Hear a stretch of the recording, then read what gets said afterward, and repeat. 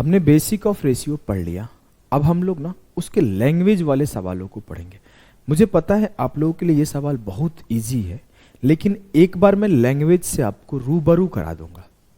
फिर डिस्ट्रीब्यूशन के सवाल, फिर आपके इनकम एक्सपेंडिचर के सवाल, फिर आपके क्रॉस प्रोडक्ट मेथड, आपके कॉइन्स वाले सवाल, वो सब सारे सवाल करेंगे। और फिर मिसलेनियस कर लेंगे, या फिर एक ही साथ लंबा सेशन एक दे दूंगा, चाहे उतना में खत्म हो जाएगा। जो कुछ बचेगा आगे देखेंगे। प्रोपोर्शन भी बाकी है तो प्रोपोर्शन करेंगे। तो आ जाओ, धीरे धीरे एक एक करके कर रहे हैं। तो ये रहा आपका सवाल आपके सामने, बिना पेन उठाए करना है कि दो numbers are in the ratio of 5:7। The first number is 20 and the second number will be, then the second number will be. दो संख्याएं 5:7 में है। ठीक है, ठीक है। अगर पहली संख्या 20 है तो दूसरी संख्या क्या होगा? सर बिना पेन उठाए कर लिया।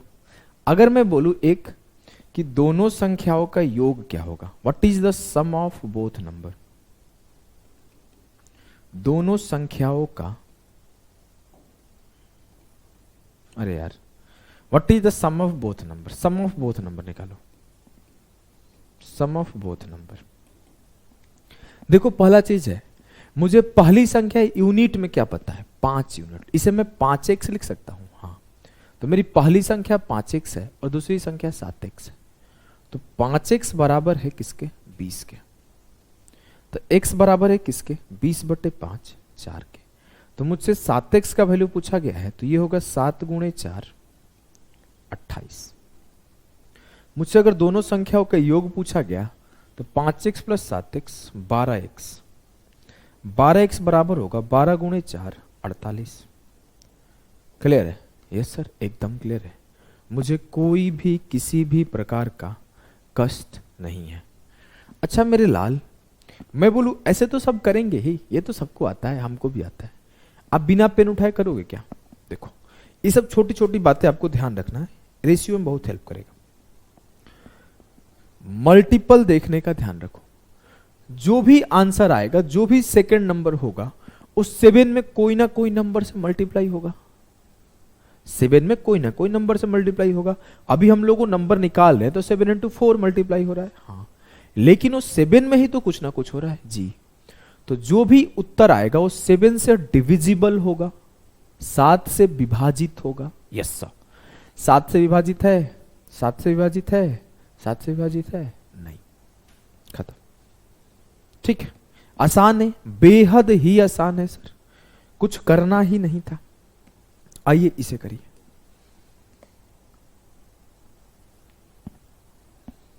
बेसिक सवाल है, रूबरू हो जाओ भाषा से।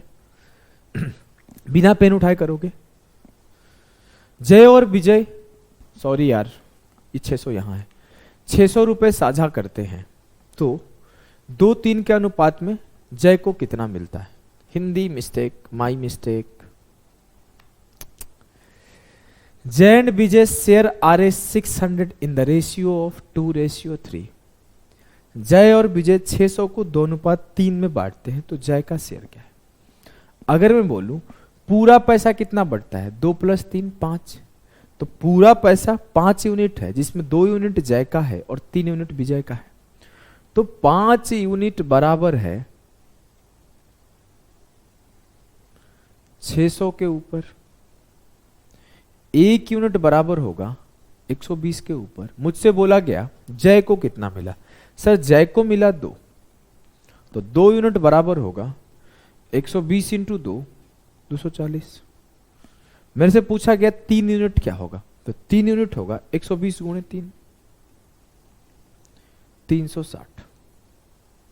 लेकिन मुझसे विजय के बारे में नहीं, सिर्फ जय के बारे में पूछा गया है, तो जय will be the 240। I think basic सा सवाल था, इसमें आपको बिल्कुल ब्रेन यूज करने की जरूरत नहीं पड़ रही है। मैं इसमें डिफिकल्ट सवाल जानबूझ के नहीं रखा हूं। ये पूरा सेशन ही सबसे इजीएस्ट सेशन होने वाला है। मैं चाहता तो कुछ सवाल को डिफिकल्ट बना देता, लेकिन मैं जानबूझ के कुछ बिल्कुल ही सिर्फ बेसिक सवाल करा के निकल जाऊंगा, और आने वाले सेशन में इंक्लूड कर दूंगा डिफिकल्ट सवाल। सवाल ये है कि sum of 3 number is 98. If the ratio of the first to the second is 2:3 and the second to the third is 5:8, then the third number is. तीन संख्याओं का योग 98 है. पहली संख्या मान लो a है और दूसरी संख्या मान लो b है, तो a/b आपको 2:3 गिवन है. दूसरी संख्या और तीसरी संख्या से अनुपात 5:8 है, तो b/c आपका 5:8 है. तो जो a/b/c होगा वो क्या होगा? 10:15:24. तो ये काम आप सीधा सीधा भी कर सकते थे कि सर दूसरी संख्या दोनों जगह बराबर होगा. 5 तिया 15, 5 दूना 10, 3 5 15, 3 8 24, 10 15 24. अब पूरा सम कितना हुआ? 10 + 15 + 24, 49. लेकिन ये बोल रहा नहीं सर, जो 49 है ना वो टोटल 98 के बराबर है. तो 49 यूनिट इक्वल्स टू 98, एक यूनिट इक्वल्स टू 2. तो मुझसे अगर पूछा जाए कि तीसरी संख्या क्या है, तो आप बोलोगे सर तीसरी संख्या है 24. तो 24 यूनिट बराबर है 24 दूना 48. क्लियर? लेकिन आपको ऐसे नहीं करना, आपको थोड़ा सा अपना दिमाग चलाना है. कैसे चलाना है सर? जो भी थर्ड नंबर आएगा मेरे लाल, जो भी तीसरी संख्या आएगी वो क्या होगा सर? वो 8 का मल्टीपल होगा. 8 का मल्टीपल सिर्फ एक ही संख्या था, 8 × 48. क्लियर है? जो 8 का मल्टीपल है वो सिर्फ और सिर्फ एक ही संख्या है. चलो फिर आगे बढ़ते हैं. इस सवाल को करो, इस सवाल को करो. 3 numbers are in the ratio of 1:2, 2:3, 3:4. The difference between the greatest and the smallest is 27. The smallest number is. तीन संख्याएं 1:2, 2:3, 3:4 के अनुपात में. पहला काम क्या करोगे? इसे नॉर्मल रेशियो में कन्वर्ट करोगे. तो क्या अनुपात था? तो सर 1:2, 2:3 और 3:4 था, है ना मेरे लाल? Yes sir. तो मेरे गुड्डा, मेरे गुड़िया, इस बात को समझना कि 2 3 4 का एलसीएम 12 है. 12 से मल्टीप्लाई कर दिया तो ये 6 हो गया, ये 8 हो गया और ये 9 हो गया. 12 से मल्टीप्लाई किया, 1/2 × 12, 2/3 × 12, 3/4 × 12. अब मेरे से बोला जाए टोटल सम क्या है, निकालना ही नहीं है. मुझे गिवन है कि सबसे बड़ा और सबसे छोटा का जो डिफरेंस है वो 27 है. सबसे बड़ा और छोटा का डिफरेंस कितने का है? 3 यूनिट. तो 3 यूनिट बराबर है 27. तो आपसे बोला है सबसे छोटा का वैल्यू क्या है? सबसे छोटा 6 यूनिट. 3 यूनिट का वैल्यू गिवन है, 6 यूनिट का वैल्यू पूछा है. सीधे सीधे 2 गुना कर दो. 3 दूना 6, 27 दूना 54. ऑप्शन डी 54 जो होगा सही उत्तर होगा. यह भी पूछा जा सकता है सबका सम कितना होगा. तो 6 8 14 9 23. तो सबका सम होता 23 × 9, 207. सर 9 कहां से आया? 3 यूनिट बराबर था 27 के, 1 यूनिट बराबर होगा 9 के, तो सबका समेशन 207 आएगा. ठीक है, ठीक है. आइए अगले सवाल को करिए. नेक्स्ट क्वेश्चन को करो. बेहद ही इजी सवाल था मेरे लाल. Try to solve the question. अभी तक अपन बेसिक क्वेश्चन पे ही फोकस करें हैं. हम लोग बिल्कुल भी वैसे सवाल नहीं कर रहे हैं जो डिफिकल्ट होते हैं. इसको करो. बोला है sum of X is divided among A, B and C such that the ratio of share of A and B is 7:12 and that of B and C is 8:5. If the difference in the share of A and C is 214, then the value of X is. Try to solve the question. First काम क्या करोगे? आप A, B, C का ratio देखोगे. Sir यहां पे B 12 है, यहां पे B 8 है. इन दोनों को इक्वल बनाते हैं. इसमें 2 से मल्टीप्लाई कर दिए, उसमें 3 से कर दिए. तो जो ए बी सी आया वो कितना आया? मुझे अल्टीमेटली काम क्या था? माई अल्टीमेट गोल इज कि बी इक्वल होने चाहिए दोनों जगह। तो मैंने क्या करा, मैंने ये करा भाई कि 12 और 8 को इक्वल करने के लिए 24 बनाया। 24 बनाने के लिए उसमें 3 से और इसमें 2 से मल्टीप्लाई कर दिया। आप चाहोगे तो ऐसे भी लिखो 7:12, 8:5 मल्टीप्लाई करो। एट द एंड आप सेम रिजल्ट पाओगे। At the end you will got the same result, you will get the same result. अगर मैं बोलूं कि मेरे लाल, मेरे गुड्डा 8 है, 12 है, इसमें 2 से मल्टीप्लाई किया तो 14:24 हो गया। 14:24 एंड 8:5 को अपन 3 से मल्टीप्लाई करें हैं तो ये होगा 3 × 8 और 3 × 5, 14:24:15। मुझे ए बी सी पता चल गया जी। मुझे ए और सी का डिफरेंस पता है कि 1 है, लेकिन गिवन क्या है मेरे लाल? सर जो गिवन है ना वो 214 है, तो 1 unit equals to 214, then find the value of 14 + 24 + 15। Add करो 14 2 28 1 29 4 33 20 53। 53 यूनिट होगा 53 × 214। अगर मैं मल्टीप्लाई करता हूं तो 53 दूना 106, 10,600। 53 में 10 से किया 530 और 53 में 4 से किया 212। सबको जोड़ दो, 2 यूनिट डिजिट यार, बहुत आसान था। 3 चौक के 12, यूनिट डिजिट 2 एक ही में था, कैलकुलेशन करने की जरूरत नहीं थी। अगर आपको कैलकुलेशन करना है तो मैंने क्या करा, एक बार 200 से कर दिया, एक बार 10 से कर दिया, एक बार 4 से कर दिया, सबको लिख दिया। जोड़ के भी लिखोगे तो आंसर वही आएगा 11,342। 11,342 will be the correct answer of this question. Clear? Yes sir. चलो इसे करो।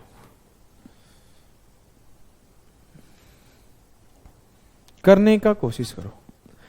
सवाल है, दो संख्याओं का अनुपात 3:1 है।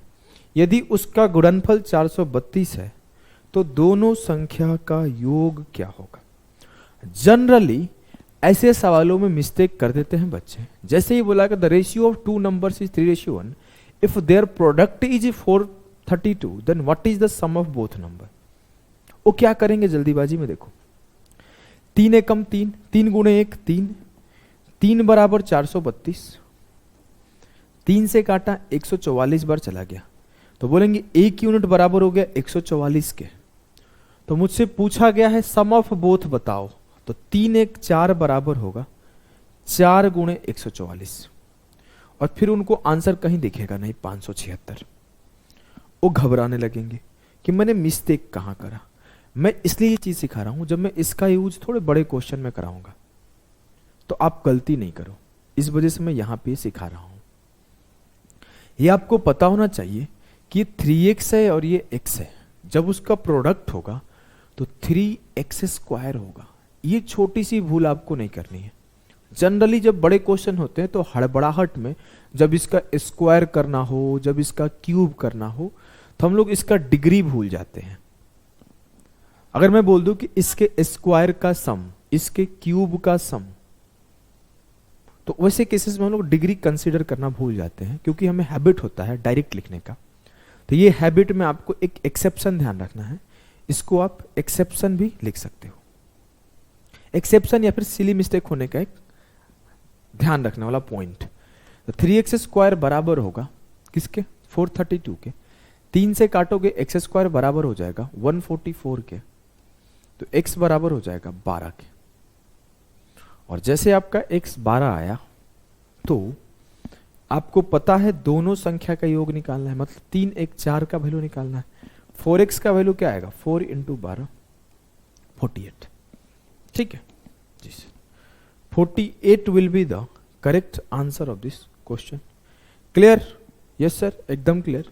नेक्स्ट क्वेश्चन पे मूव करते हैं।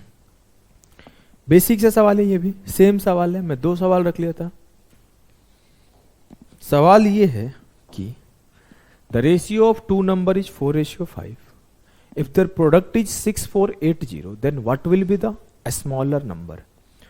दो संख्याओं का अनुपात 4:4 है, ये 5 है। यदि गुणनफल 6480 है तो 4 5 20 एक्स स्क्वायर बराबर है 6480।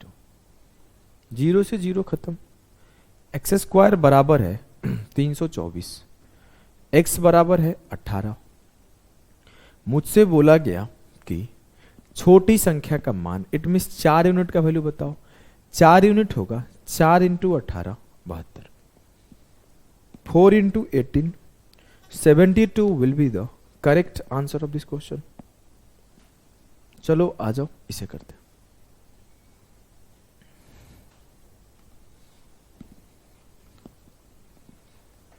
सवाल है कि the ratio of their 3 positive number is 235 and the sum of their square is 608। The 3 number is, 3 positive number का रेशियो गिवन है, उनके स्क्वायर का सम 608 है। मतलब 2 का स्क्वायर 4, 3 का स्क्वायर 9, 5 का स्क्वायर 25, तो 4 + 9 + 25। लेकिन आपको ये बात ध्यान रखना है, ये 2x है, ये 3x है और ये 5x है। तो बेटा इस छोटी सी पॉइंट को अगर आपने कंसीडर नहीं कराना, होगा क्या, आप 2x का स्क्वायर नहीं करोगे, सीधे 4 + 9 + 25 करके इक्वेट कर दोगे और you will get the wrong answer. आपने इस बात को ध्यान रखना ही होगा कि यहां पर स्क्वायर हो रहा है तो जो मल्टीपल है वो भी स्क्वायर हो रहा है। गलती से भूल गए ना तो आप बहुत बड़ा भारी मिस्टेक कर दोगे। अगर मैं बोलूं तो ये एक्स स्क्वायर बराबर किसके है, 608 के।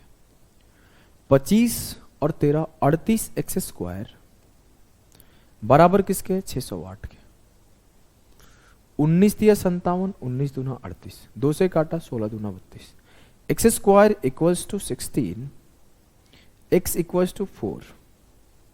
जैसे ही एक्स 4 आया तो मैं बोलूंगा 2 2 चौके 8, 3 3 चौके 12, 5 5 चौके 20।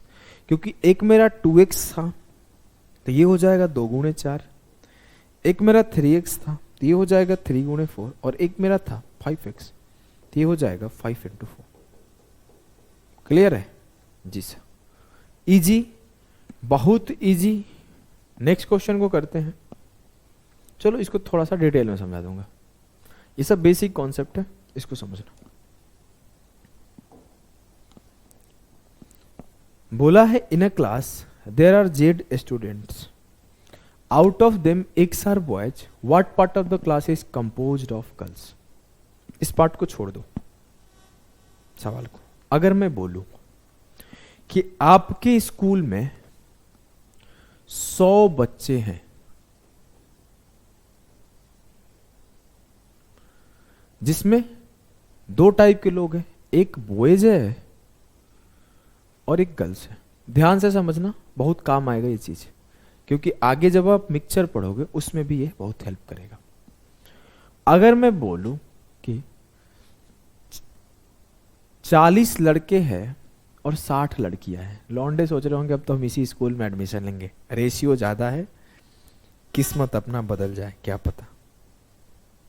चलो हमने कॉलेज कर लिया फिर भी स्कूल में जाएंगे। अब देखो मैं अगर बोलूं कि यहां पर आपसे बोला जाए कि बॉयज कितने हैं, तो आप बोलोगे सर 100 में से 40 बॉयज हैं, मतलब 40/100, 2/5। 100 में से 60 गर्ल्स हैं, मतलब 60/100, 3/5। इस बात को समझ रहे हो? इसका मतलब अगर आपको ऐसे दिया होता कि किसी स्कूल में बॉयज एंड गर्ल्स का रेशियो 2:3 है, अब बताओ बॉयज कितने हैं? आप बोलोगे बॉयज होंगे सर 2 टोटल 2 + 3। ये 2 है बॉयज, और जो नीचे लिख रहे हो क्या लिख रहे हो? टोटल। क्लियर? क्लियर है? यस सर एकदम क्लियर है। अगर मैं बोलूं गर्ल्स कितने हैं, तो गर्ल्स 3 टोटल तो ये आपके गर्ल्स है और ये आपके टोटल है। तो ये तो आपको बॉयज गर्ल्स है। कल को ऐसे देगा कि मिल्क रेशियो वाटर में 5:7 है, तो बताइए मिल्क कितना है। एल्कोहल रेशियो वाटर में 3:5 है, तो बताइए एल्कोहल का रेशियो क्या है।